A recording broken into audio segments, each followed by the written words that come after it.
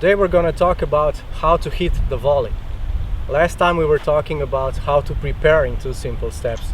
So it was just opening the racket by 45 and turning, and now you can hit the ball.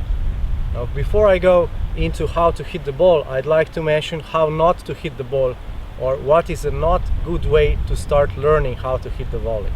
In most cases, tennis coaches talk about punching the ball. So it looks something like this. So when the ball comes, the racket is quite firm and you're punching the ball. Now that is not the best way to learn to hit the ball. It is one of the ways to hit the volley, but it's not the best way to learn to hit the ball. Why not? Because you are starting with tension. So when you're trying to punch the ball, your arm is very tense, and that's not a good way to start learning the volley, because that tension might remain in your hand all the time. Why don't we want tension? Because with the tense arm you're unable to adjust, and your body is tense and you're unable to adjust to different balls.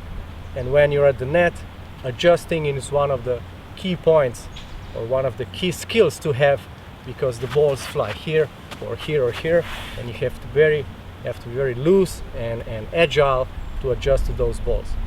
So another point is that the volley is based on touch, not on force. Many times at the net you want to redirect the ball, send it in the other way, play a drop shot. You have the ball below the net, and that's always the case when you need the touch and not force. So I suggest that you start learning the volley with touch. And the idea is that you imagine that you want to catch the ball and then push it. So it looks something like this. So I'm pretending that I want to catch the ball on the racket, and like as if I'm imagining in slow motion, the ball comes to my racket, and now I want to push it with a little bit of slice. So in reality it would look something like this. I'm preparing to catch the ball as if I'm catching it on the racket, and then I'm pushing it and not punching it.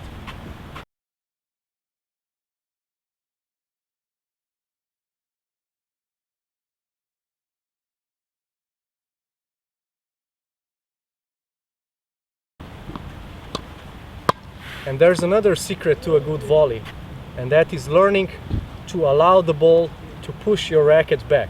As you will see in the following clip, the ball, when we play with touch, the ball pushes the racket back a little bit.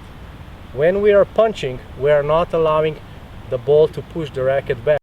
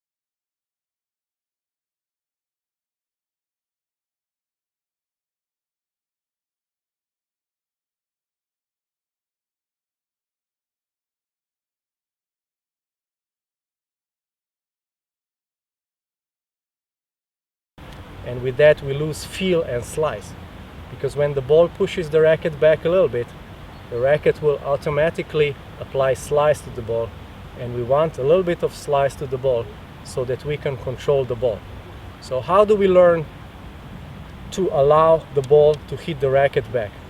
In the following clip you will see how I teach a player by throwing the ball to his racket so that he can feel that the racket is bounced back.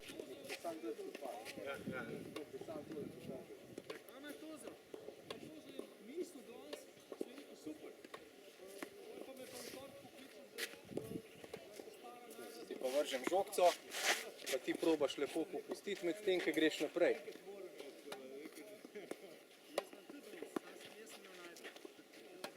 Ja.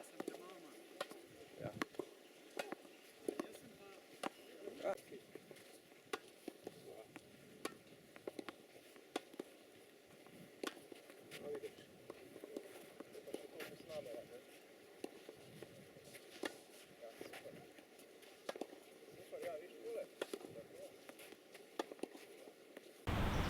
You can do that yourself if you just hold the racket like this and just hit it with the ball. If you don't have a friend or if you just want to practice this, just hold the racket gently and hit it with the other hand so that you feel what it means to allow the ball to hit the racket back.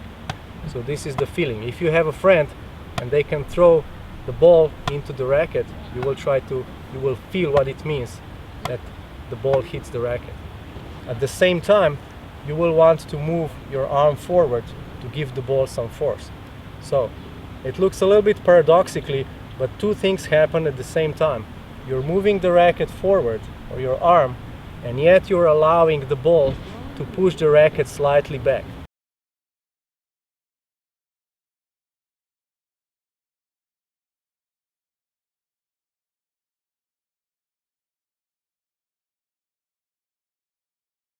And that is the key skill to learn when you're learning to hit the volley, is that you learn to hit with touch and you're able to absorb the speed of the ball. So when I'm measuring absorbing speed of the ball, that's also very critical when volleying, because when you're on the baseline, you want to hit the ball hard because the distance is big and you want to hit the ball over 20 meters. When you're at the net, the distance is much shorter.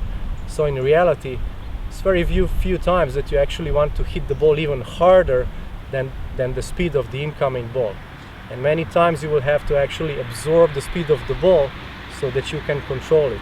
And that's why this catching and pushing is actually the right way to control the ball.